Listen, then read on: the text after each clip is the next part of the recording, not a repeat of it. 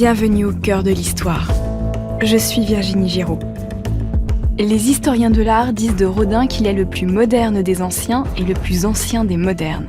Son œuvre, qui ne se limite pas aux penseurs, est un tournant dans l'histoire de l'art. Derrière le sculpteur scandaleux et l'artiste mondain, un homme nourri par la connaissance de la culture classique, le regard sur l'Antiquité, la Grèce, Rome et enfin l'Égypte dans les dernières années de sa vie. Sa fabuleuse collection personnelle est en partie exposée aujourd'hui à l'hôtel Byron, comme l'artiste l'a voulu, au milieu de ses propres œuvres. C'est l'histoire passionnante et pleine de rebondissements de ce sculpteur que je vais vous raconter aujourd'hui dans un double épisode réalisé en partenariat avec le musée Rodin. Rodin, sculpteur d'âme. Épisode 1. Croire en son étoile. Nous sommes dans l'atelier d'Auguste Rodin, rue de l'Université à Paris en 1897. Le sculpteur vient de terminer son Balzac. Cette statue en plâtre représente l'écrivain de la Comédie humaine et lui a été commandée 6 ans plus tôt par Émile Zola, alors président de la Société des gens de lettres, une société savante qui défend les intérêts des auteurs. La tête de Balzac, animée par le mouvement des mèches de cheveux, émerge d'un corps enveloppé dans sa robe de chambre. Rodin a voulu montrer cet écrivain acharné se levant la nuit pour aller fixer une idée sur sa table de travail. Il a voulu représenter le génie dans sa forme la plus pure, sans les fioritures de la plume et de l'encrier. Même les mains ont disparu dans les plis de la robe de chambre. C'est un colosse de la littérature. De dos, le Balzac ressemble à un sarcophage. Même si Rodin s'attend à boire le fiel de ses détracteurs, il est loin d'imaginer le tapage que son Balzac va causer. Auguste Rodin naît le 12 novembre 1840 aux 3 rues de l'Arbalète dans le 5e arrondissement de Paris. Son père, qui travaille à la préfecture de police, fait vivre sa famille composée de sa femme, de sa fille Maria et de son petit Auguste. Maria est très proche de son frère. Elle lui donne le réconfort auquel aspire ce garçon timide, taiseux et si myope qu'il passe pour un mauvais élève car il ne voit presque rien sur le tableau noir de sa classe. Une chose cependant égaye sa solitude, le dessin. Rodin fait ses premiers croquis dans une épicerie non loin de chez lui. La concentration, le mouvement nerveux, le bruit du crayon sur la feuille forment tout son univers. Très jeune, il sait qu'il veut être artiste. À 14 ans, il intègre la petite école. C'est ainsi qu'on appelle l'École nationale des arts décoratifs, par opposition à la grande école, celle des beaux-arts. La petite école a le mérite d'être gratuite, mais elle ne forme que des artisans, des auxiliaires de grands sculpteurs, des petits décorateurs, de quoi gagner sa vie sans se faire un nom. Cette année-là, Auguste travaille la glaise, cette terre humide qui sert à modeler les ébauches des statues. Cette découverte est un véritable éblouissement, une sensation qui touche au divin. Il veut être sculpteur, comme Michel-Ange, et il fera tout pour y parvenir. Pour réaliser son rêve, Rodin doit intégrer les beaux-arts, la meilleure formation de France, la voie sacrée pour devenir un artiste reconnu. Mais il rate 3 fois le concours d'entrée. 3 fois! Alors que son meilleur ami de la petite école, Léon Fourquet, est admis du premier coup. Rodin voit les portes du temple de l'académisme se fermer sur lui. Alors qu'il rumine sa frustration, un nouveau drame le bouleverse. Sa sœur, Maria Rodin, meurt suite à une maladie. La perte de cette sœur tant aimée est une tragédie pour le jeune Rodin alors âgé de 22 ans. Il en est même dégoûté de l'art et cherche à noyer sa peine dans la foi. En pleine crise mystique, il intègre la congrégation religieuse du Très Saint Sacrement comme novice pour devenir prêtre. Le fondateur de la congrégation, le père Aymar, observe longuement sa nouvelle recrue. Il constate qu'il lui est difficile de ne pas modeler et lui propose de faire son buste. Rodin s'y emploie avec passion. Même s'il est encore pétri d'académisme, la forme d'art la plus classique, il ne peut s'empêcher de donner une vie particulière à son modèle en façonnant avec vivacité les arêtes de son visage et en donnant du mouvement à la chevelure, comme si le vent s'y engouffrait.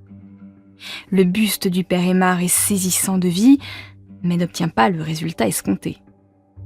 Le père Aymar trouve que son portrait a quelque chose de diabolique, sans doute parce qu'il a l'air trop vivant. Le religieux pousse donc son novice à reprendre le chemin des ateliers. Il y servira bien mieux Dieu qu'en restant dans les ordres. Rodin commence sa vie d'ouvrier décorateur. Il se fait embaucher à la manufacture de porcelaine de Sèvres, puis dans les ateliers de sculpteurs de Carrier-Belleuse et de Van Rasbourg.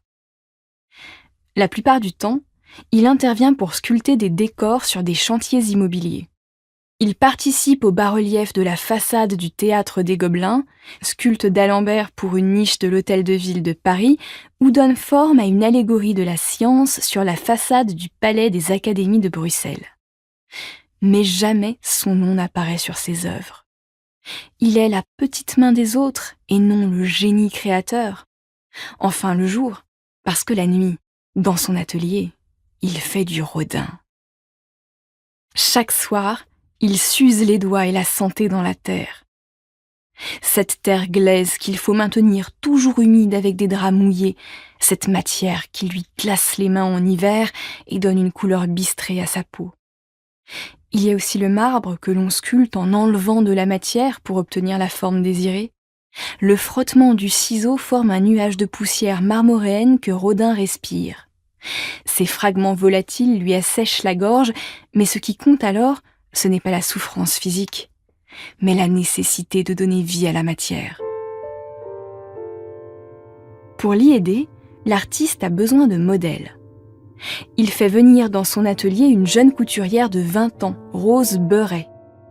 Elle est jolie, discrète, inculte. Elle ne sait même pas lire, mais elle a pour Rodin une dévotion qui le touche, alors ils deviennent amants. Bien qu'il refuse de se marier et de reconnaître leur enfant, et qu'il lui promet des années de pauvreté et de travail acharné, Rose s'attache à lui. Elle se montre à la fois aimante et maternelle, point d'ancrage pour un génie qui ne veut pas s'occuper des contingences du quotidien. Rodin se serait inspiré de Rose pour modeler la jeune fille au chapeau fleuri. Cette terre cuite est d'une modernité époustouflante. Les mèches de cheveux qui caracolent sur les épaules, le chapeau incliné vers l'avant, les yeux aux pupilles creusées pour lui donner plus de profondeur et les lèvres entr'ouvertes dévoilant 2 petites incisives donnent l'impression qu'elle est animée par le souffle de la vie. Rodin est déjà en rupture avec la perfection de l'académisme, mais il est trop à l'avant-garde. Il doit faire ses preuves. En 1865, à 25 ans, il propose au Salon, la grande exposition annuelle des artistes en vogue dans le Salon Carré du Louvre, l'homme au nez cassé. Le portrait on ne peut plus classique d'un homme, non pas un héros, ni un bourgeois, ni même un roi, mais un clochard au nez de travers à qui il taille un buste à la façon des empereurs romains. Malgré son apparent classicisme, l'œuvre est refusée au Salon.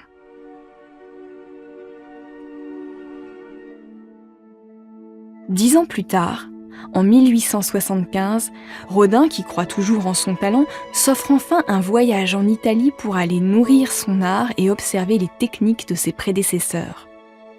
Son grand tour est un choc esthétique. Il découvre mieux encore que dans les salles du musée du Louvre la pureté de la statuaire antique et la puissance des œuvres de Michel-Ange composées d'hommes au corps musculeux ou torturés. Face au maître italien, il a des moments de transe pendant lesquels il se sent pénétré par son génie. De retour à Paris, il sculpte l'Âge d'airain, un homme nu, debout, où l'on retrouve les inspirations des Apollons antiques et des nus des maîtres italiens. Mais Rodin ne tend pas à la même perfection que ses aînés. Il ne cherche pas à donner à son œuvre une finition parfaitement lisse. Il laisse davantage de texture sur la peau, dessine les muscles tels qu'il les voit sans en améliorer l'apparence. L'Âge d'airain est la copie conforme du modèle qui a pris la pose, un simple ouvrier nommé Auguste Ney. L'œuvre est exposée à Bruxelles et à Paris. Enfin, Rodin, à 37 ans, est reconnu pour son talent. Mais les fils dont se tissent les scandales se tressent plus vite que les couronnes de laurier. On accuse Rodin d'avoir moulé son modèle à vif. L'Âge d'airain est tellement réaliste qu'il ne peut pas avoir été sculpté. Rodin est mortifié. Il commence tout juste à se faire un nom et son talent est déjà remis en question. L'année suivante, il sculpte un Saint Jean-Baptiste plus grand que nature pour prouver qu'il ne fait pas de moulage sur la chair de ses modèles. Les amateurs d'art commencent à s'intéresser à lui. Son génie est indéniable.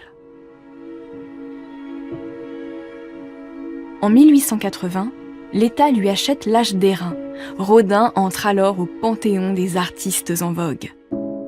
Le maître installe son nouvel atelier au 182 rue de l'Université dans le 7e arrondissement de Paris. C'est là qu'il commence à travailler sur une nouvelle commande de l'État, La Porte de l'Enfer, inspirée de la Divine Comédie du poète italien Dante Alighieri. Un monument qui devrait servir d'entrée au nouveau musée des arts décoratifs. Dans cette porte monumentale haute de 6,35 m et large de 4 mètres, Rodin met en scène la quintessence de son art. Des dizaines de figures prisonnières des cercles de l'enfer sortent de la porte, ensaillies comme des statues complètes et non des reliefs. Les figures d'environ 50 cm chacune prouvent encore par leur taille qu'elles ne peuvent pas avoir été moulées sur un humain. On peut y voir Adam et Ève, honteux de constater leur nudité, Ugolin, le tyran de Pise, dévorant ses propres fils, un couple éperdu, Paolo et sa belle-sœur Francesca se donnant un baiser. Sur le linteau de la porte, un homme assis, la tête appuyée sur son poing, le coude sur le genou, regarde ses pauvres âmes se tordre. Il s'agit de Dante, pensif contemplant son œuvre. C'est le penseur que Rodin va reproduire de manière monumentale quelques années plus tard et qui écrase le spectateur de toute sa hauteur. Mais le sculpteur est éternellement insatisfait de sa porte qu'il ne cesse de modifier. Au final, elle ne sera jamais livrée. Même s'il n'honore pas toujours ses commandes, Rodin est devenu un maître. Maintenant qu'il signe ses œuvres, il embauche, comme ses maîtres avant lui, des petites mains pour travailler dans son atelier. Il conçoit les modèles dans la terre et ses assistants les transposent en plâtre, en bronze ou en marbre. Parmi les nouvelles recrues se trouve une jeune fille brune au regard intense. Elle s'appelle Camille Claudel. Elle est la sœur de l'homme de lettres Paul Claudel. Rodin est subjugué par cet artiste au talent hors du commun. Pendant 10 ans, ils vivent ensemble une liaison passionnelle et s'alimentent dans leur création.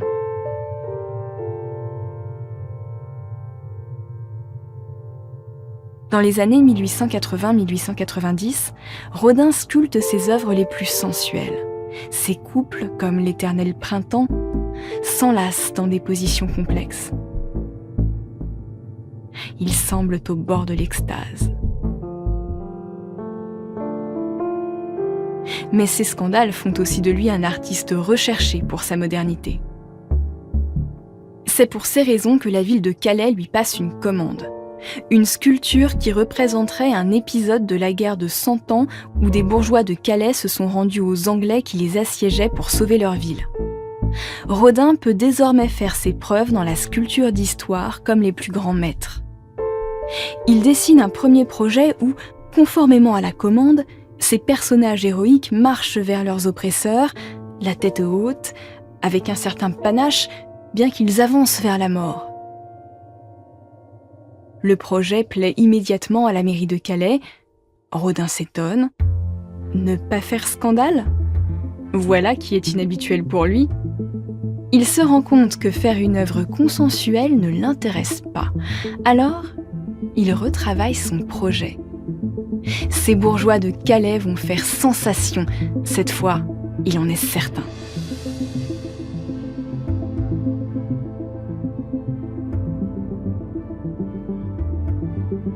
Pour découvrir la suite de ce récit en 2 épisodes consacrés à Rodin, rendez-vous sur votre plateforme d'écoute préférée.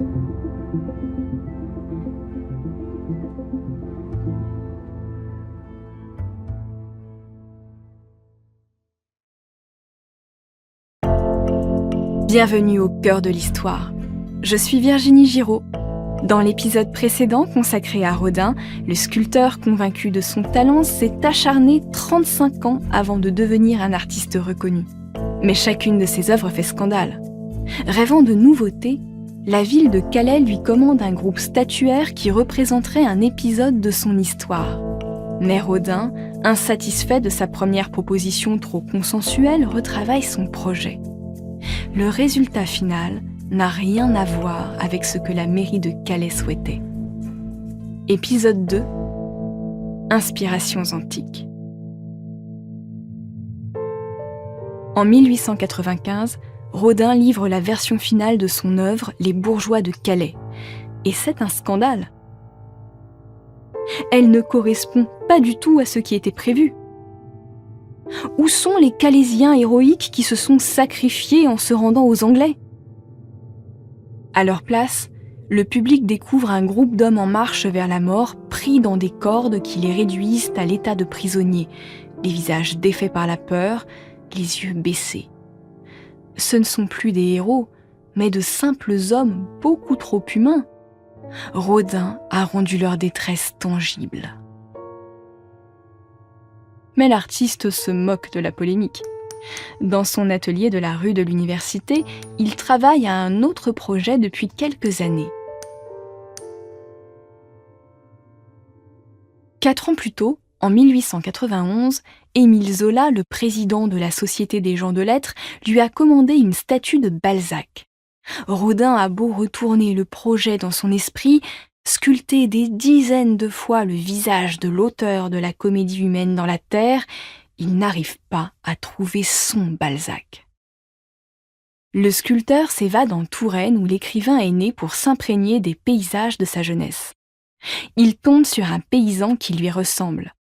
Un homme trapu, au gros ventre et dépourvu de cou à l'instar de Balzac qui avait la tête enfoncée dans les épaules. Mais avoir un modèle ressemblant n'est pas suffisant. Rodin veut représenter un écrivain sans reprendre l'éternel motif de l'homme à sa table avec sa plume et son encrier. La Société des gens de lettres, irritée par ses hésitations, s'impatiente et réclame le remboursement de l'acompte déjà versé. Les retards ne sont pas de nature à inquiéter l'artiste. Le sculpteur a besoin de temps pour continuer à mûrir son projet. Pour stimuler son imagination, Rodin a commencé une collection d'objets et d'œuvres d'art antique. Des sculptures grecques et romaines, bien sûr, puisqu'elles sont à l'origine de l'art occidental, mais aussi des œuvres égyptiennes. La campagne d'Égypte de Napoléon menée entre 1798 et 1801 a avivé l'intérêt des Européens pour ce pays exotique. 20 ans plus tard, en 1822, Champollion déchiffre les hiéroglyphes. Depuis, les archéologues anglais, français et allemands ont pris le Nil pour nouveau terrain de jeu. Les tombeaux et les temples livrent des trésors millénaires, reliefs, peintures, statuettes, objets votifs. Tous les amateurs d'art se pâment devant les figures pharaoniques qui semblent à la fois statiques et en mouvement. C'est la magie de l'art égyptien. Conjuguer le hiératisme, l'aspect sacré des représentations et l'évocation de la vie. Depuis le milieu du XIXe siècle, la France est en pleine égyptomanie. Ce pays attire les peintres orientalistes qui fabriquent des fantasmes de harem en confectionnant une couleur inédite, le brun de momie, une couleur entre le marron et le rouge à laquelle on mélange des bouts de momie broyée. C'est d'ailleurs à cette époque que l'écrivain Théophile Gautier écrit sa nouvelle Le pied de momie, où dans ses rêves, un collectionneur remonte le temps grâce au pied d'une momie qu'il a achetée, extrémité ayant appartenu à une jolie princesse égyptienne qui refuse de claudiquer pour l'éternité. Sarah Bernard, la plus grande actrice française, incarne Cléopâtre dans une pièce de Victorien Sardou et Quelques années plus tard, l'écrivain Colette, l'auteur des Claudines, se produit sur scène en costume d'égyptienne, prétexte à une semi-nudité scandaleuse à une époque où les femmes ne sont pas censées se dévêtir au théâtre. Rodin lui aussi est fasciné par cet art égyptien où la pureté du trait et le raffinement cohabitent comme une évidence. Il achète des lots d'œuvres à des marchands d'art qui se rendent au pays des pharaons. Les plus belles pièces sont réservées aux musées, comme le Louvre ou le British Museum. Rodin met donc la main sur des lots de second ordre, parfois sans même les avoir vus. Le marchand d'art Joseph Altounian achète pour son client des fragments de statues, des morceaux de relief et des vases. Les lots sont expédiés par caisse à travers la Méditerranée. Les ouvrir est toujours un moment de plaisir. Rodin tâte avec ferveur des pieds, des bustes, des mains et des oucheptis par centaines taillés par d'autres sculpteurs il y a 2 ou 3 000 ans. Les objets s'entassent. Sa collection finit par compter plus de 1000 pièces dont les formes pures l'inspirent. Son imaginaire s'évade vers l'Égypte. Quand il dessine des croquis, il leur donne souvent des titres qui évoquent ce pays. Cléopâtre, Isis, même nom, comme les colosses retrouvés au centre de l'Égypte. Est-ce une fulgurance ou une longue maturation ? Rodin vient enfin à bout de son Balzac. Il va le représenter enroulé dans sa robe de chambre lorsqu'il écrit la nuit.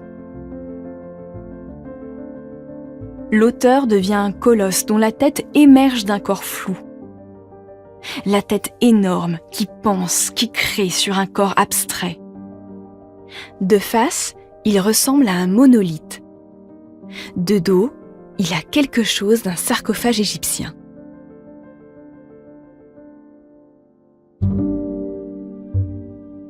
Le Balzac est exposé au Salon de 1898. Le colosse fait scandale. Il semble inachevé puisqu'il n'a même pas de main créatrice. La Société des gens de lettres refuse d'acheter cette chose. Certes, Rodin a des détracteurs, mais il a aussi ses admirateurs qui, une nouvelle fois, saluent son génie. Et ils ont eu raison, car le Balzac est aujourd'hui considéré comme un pivot dans l'histoire entre le classicisme et l'art moderne.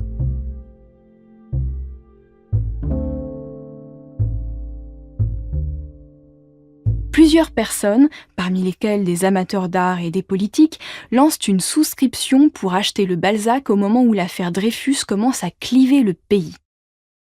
Rodin, qui refuse de s'impliquer en politique, se plaint de n'avoir que des Dreyfusards dans ses soutiens. Choqué par cette remarque maladroite, Clémenceau se retire de la liste des souscripteurs. Clémenceau est alors rédacteur de l'Aurore, le journal qui publie le célèbre J'accuse de Zola. Rodin vit désormais à la Villa des Brillants à Meudon. Il y a son nouvel atelier où les assistants et les praticiens donnent forme à ses rêves. Les antiques s'entassent au milieu de ses propres œuvres. Le sculpteur continue à s'en inspirer et, à défaut de voyager lui-même en Égypte, il demande à ses proches de lui raconter leur voyage en terre du Nil. Parmi ses privilégiés, il y a Isadora Duncan. Isadora est une pionnière de la danse contemporaine. Elle rompt avec les petits rats de l'opéra et les tutures rigides en inventant des mouvements plus libres. Pour créer, elle s'inspire des danses antiques, ce qui l'a amenée à voyager au pays de Cléopâtre. Rodin lui propose de lui faire découvrir son atelier de la rue de l'Université. Isadora a alors 23 ans. Rodin est un amoureux des femmes. Il a toujours des modèles nus dans son atelier. Ce qu'il préfère, c'est voir ces femmes dévêtues marcher librement autour de lui, vivre sous son regard. Il les dessine ou travaille la glaise en les observant. Rodin, qui aime tant fabriquer des statuettes de danseurs, est fasciné par le corps souple de la danseuse qui lui fait toucher du doigt l'Antiquité. Pour l'impressionner, il prend un morceau de glaise et façonne un sein qu'il modèle rapidement. Puis, il se jette sur le corps d'Isadora qu'il se met à pétrir comme la terre. La danseuse, comme elle l'écrit dans ses mémoires, rêve de lui céder, mais sa bonne éducation l'en empêche. Elle le regrettera bien plus tard. Rodin, quant à lui, voit ce corps de chair lui échapper. Les antiques servent parfois aussi aux créations parce qu'il ne les a pas sacralisées. Il se lance ainsi dans une série intitulée Les femmes fleurs. Celle-ci se compose de vases ou de coupes antiques desquelles sortent des femmes modelées dans la terre. Ces œuvres composites ressemblent à des tanagras modernes, des figurines antiques de femmes, sauf qu'elles seraient enfermées dans des vases un peu à la manière des génies. On dirait parfois qu'elles tentent de s'en échapper. Ces objets composites, antiques et modernes à la fois, sont ensuite moulés pour créer une œuvre originale. Petite Source en est un exemple. Cette figure féminine nue et sans bras, comme les déesses antiques cassées, semble s'agenouiller dans un vase, comme figée au milieu de son mouvement, les genoux fléchis. La figure n'a pas de pieds non plus. Les mollets sont directement collés sur le vase, une coupe égyptienne en albâtre datée entre 3000 et 2000 avant Jésus-Christ. Parfois, Rodin réinterprète complètement un objet antique comme un cratère, un grand vase dans lequel on mélangeait l'eau et le vin en mettant à la place de ses poignées perdues des fragments de corps humains qu'il a lui-même moulés. Plus Rodin avance dans sa carrière, plus l'idée des corps incomplets, à l'image des statues antiques brisées, le séduit.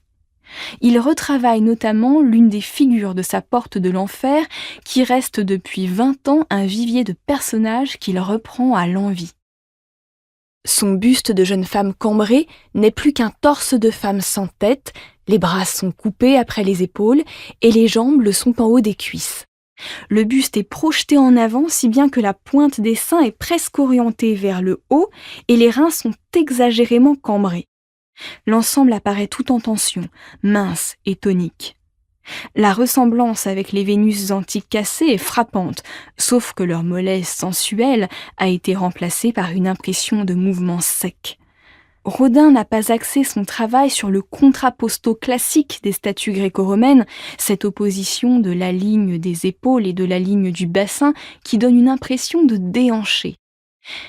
Il a modelé son buste avec une ligne d'épaule et une ligne de hanche quasiment parallèles, à la manière des statues égyptiennes.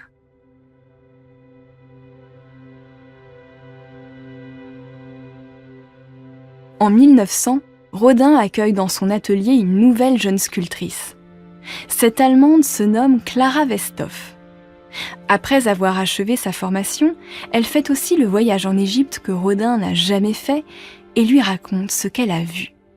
Son compagnon, Rainer Maria Rilke, un poète proche de Rodin, s'y rend quelques années après sa femme et raconte à son vieil ami la beauté des statues de granit que des millénaires n'ont pas fait tomber en poussière. Cette année 1900 est symbolique pour Rodin. Il veut faire le bilan de son œuvre et entrer dans le nouveau siècle comme un grand artiste. Il organise avec l'aide de mécènes sa propre exposition rétrospective dans un pavillon construit à cet effet, le pavillon de l'Alma, à l'occasion de l'exposition universelle. Dans la perspective créée à l'entrée du pavillon, il a fait placer sa pièce maîtresse, l'œuvre charnière, le Balzac. Il faut circuler entre les œuvres pour aller observer de plus près son gigantisme épuré. L'influence antique est partout. D'ailleurs, il n'a exposé que des plâtres. Tout est blanc. À l'issue de l'exposition, le pavillon est démonté et remonté dans le jardin de la villa de Meudon où il sert d'atelier. Rodin, qui est désormais une immense star de la sculpture, a besoin d'aide pour honorer ses commandes. Outre celles venant d'institutions, le sculpteur est maintenant sollicité par de riches clients qui veulent leur portrait. Rodin est au sommet de sa gloire, conformément à ses rêves d'adolescent. Il a maintenant plus de 60 ans. Il est temps de travailler pour la postérité. Tout près des Invalides, à Paris, l'État a confisqué l'hôtel de Biron à une congrégation religieuse en 1905 en application de la loi de séparation de l'Église et de l'État. Lorsque Rodin découvre ce lieu grâce à Carla Westhoff qui habite juste à côté, le bâtiment est à l'abandon, à moitié mangé par la végétation. Le sculpteur apprécie le côté pittoresque de l'endroit et les grands salons de l'hôtel qu'il loue pour présenter ses œuvres et recevoir ses clients. Il envisage désormais de faire de ce lieu un musée d'art comparé où il exhiberait aux jeunes sculpteurs et au monde ses propres œuvres au milieu de ces antiques. Il rêve désormais de son musée Rodin. Un long processus avec l'État se met en place pour y parvenir. Plus de 10 ans plus tard, en 1916, la Chambre des députés et le Sénat votent enfin ce projet titanesque. Rodin aménage alors les salles à sa manière.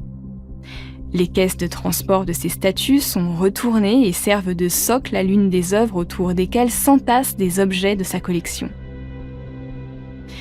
Le buste d'une impératrice romaine sert ainsi de compagne à une sculpture de Rodin et établissent ensemble un dialogue 2 fois millénaire.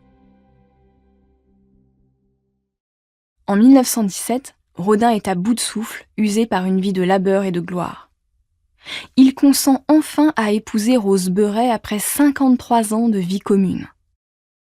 C'est sa dernière considération pour celle qui a tout accepté de lui, y compris ses nombreuses maîtresses. Affaiblie par une pneumonie, Rose meurt 2 semaines après leurs noces. 8 mois plus tard, Rodin la rejoint sous la terre qui fut son élément. Il est inhumé dans son jardin de Meudon sous la statue colossale du Penseur, la version monumentale de Dante contemplant la porte inachevée de l'enfer.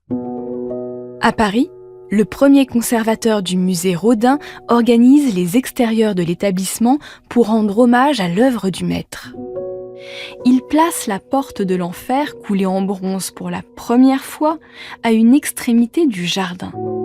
Les visiteurs qui se placent dans l'axe de la porte peuvent voir en face d'eux les ombres, une reproduction augmentée de ce groupe de 3 statues identiques qui couronnent la porte, et encore au-delà, un autre penseur monumental qui veille sur la postérité de Rodin. Tout est pensé pour former un ensemble cohérent. Aujourd'hui encore, les salles de l'hôtel Biron conservent une scénographie inspirée des désirs de Rodin. Des pièces égyptiennes avoisinent les marbres et les plâtres signés par le maître.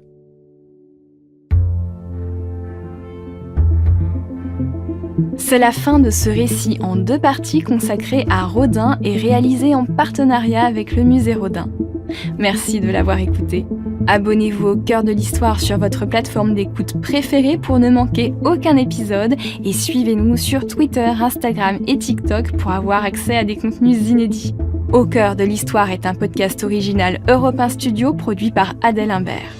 Je suis l'auteur de ce récit que vous venez d'écouter. La direction artistique est assurée par Julien Tarot et Adèle Imbert. Cet épisode a été réalisé par Clément Ibrahim. Julien Tarot a composé la musique originale ainsi que les musiques additionnelles avec Sébastien Guidis. Kelly Decroix est chargée de la communication et Loïs Bertil de la diffusion. Sidonie Mangin a créé la nouvelle identité visuelle d'Au Cœur de l'Histoire. Si vous avez aimé cette histoire, laissez-nous des étoiles. À bientôt.